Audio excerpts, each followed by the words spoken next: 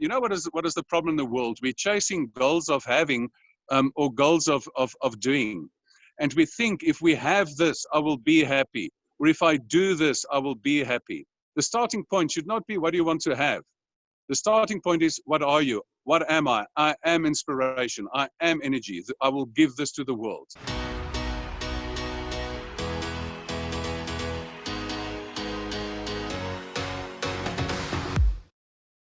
What people miss in life is the connection between talent and need.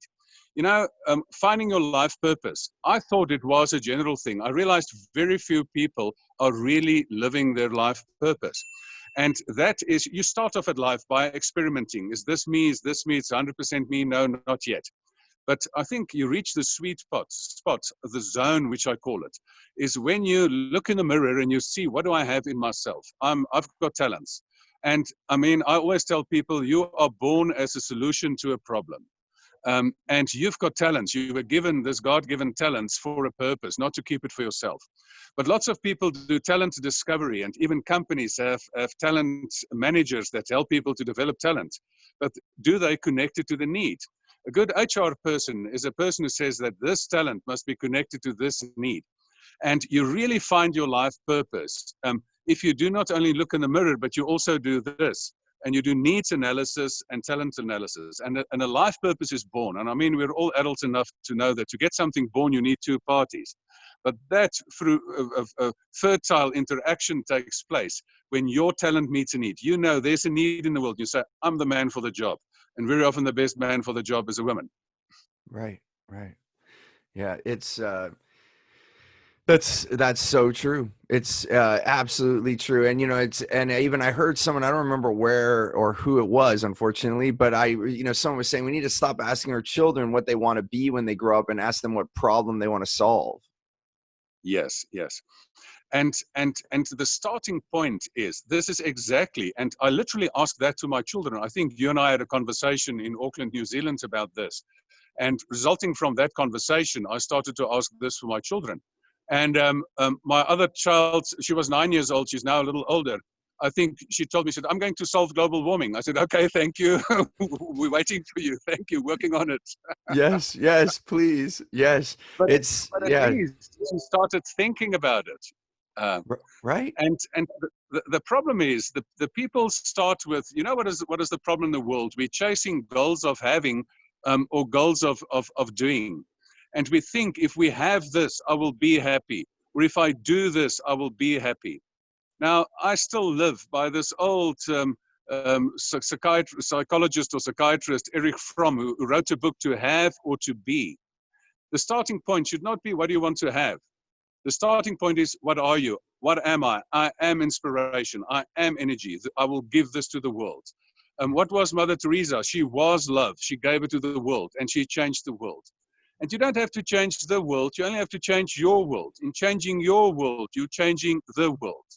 And therefore, this is an amazing thing that we can focus on. So don't go to, I'm a human being. What is your being? And if you live from the core of your being, you know, if you know you're an apple tree, then you know what to do on Monday morning. Yeah. But you know, when you stress in life, if you're an apple tree and Monday morning asks of you to produce oranges, then it's not a good day.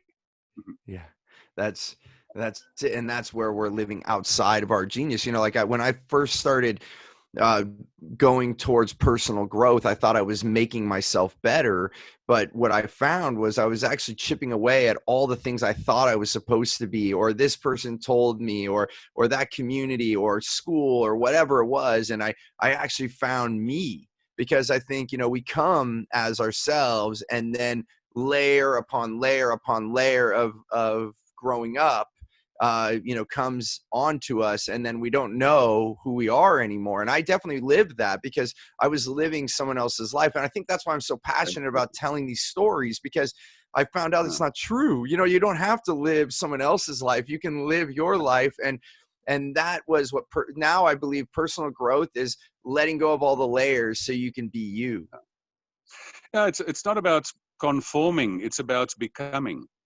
And the nice thing, I remember when I was a student, I really wanted to. I went onto this journey to find myself. And then you go to your parents and say, give me an air ticket, and then we fly to another place to find yourself. The problem is, my parents should have told me, said, listen, go to the airport and just do this and find yourself there, and then make something out of yourself. So I think all of us must just do this. So, okay, here you are. I found myself. Now make something out of yourself. Because at the end of your life, people are going to ask you, you got the gift of life. What did you do with it? Did you make a mess or a success? And if you live not true to your being, then you're on the wrong track from the outset. But if you connect to your core, then you can really connect your life purpose. So this self-discovery process is important. What do I have? What do I have to offer to the world? I have talents. The world have needs. If you connect needs and talents, then voila, a life purpose is born. It's so beautifully said, Gustav. And when we find that, then I find like the universe conspires to give you what you need. Then all the abundance, what you need, comes because you're in alignment. I often say, as a metaphor, it's like the train being on the rails.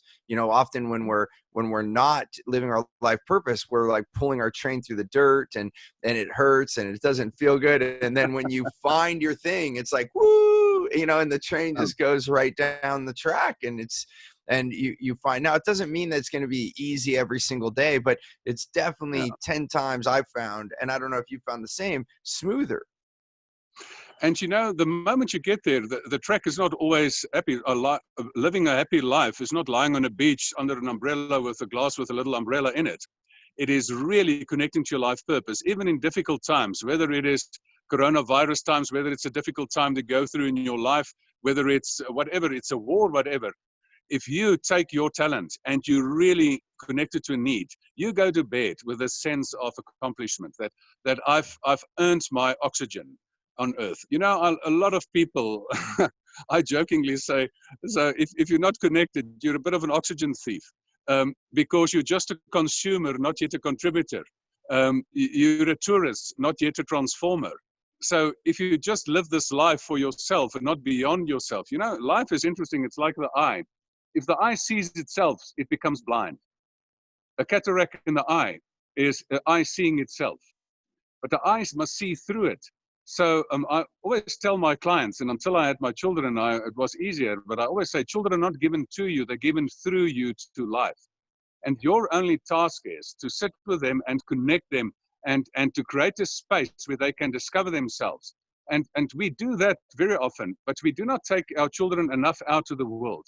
We live in such easy environments that we don't take our children out and this is why you have a good life with your children, because you take your children to the world. You see the needs in the world. You just do not just live a cushy existence in a nice place, in a nice house somewhere in the country you live. But if you really want to see the world, then you know where to connect your talent. And I think that must be part of our upbringing, not just self-discovery, but discover the world and show them the needs and the opportunities, and then they will do the connection. Hey there, I want to give you something really big. It's called Clear Path to Customers. It's the way that we get the right language to get the right client. I like to call them your wow clients, so that you can have more results, more revenue, more raving fans, and more referrals. And I want to give this to you absolutely free. And all you have to do is go to stevenapolitan.com to check it out, or you can look at the description here. We'll put the details there. As always, remember, choose gratitude and create freedom.